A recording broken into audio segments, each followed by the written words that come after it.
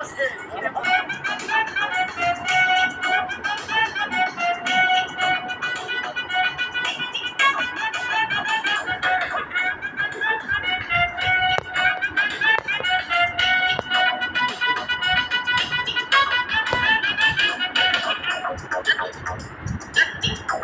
বাড়ির মানুষজন কই? আব্বা, আম্মা, আব্বা, ভালো আছেন? ভালো আছেন? আব্বা, দেখেন আপনাদের জন্য কত বড় মাছ নিয়ে আইছি। আরে কোটার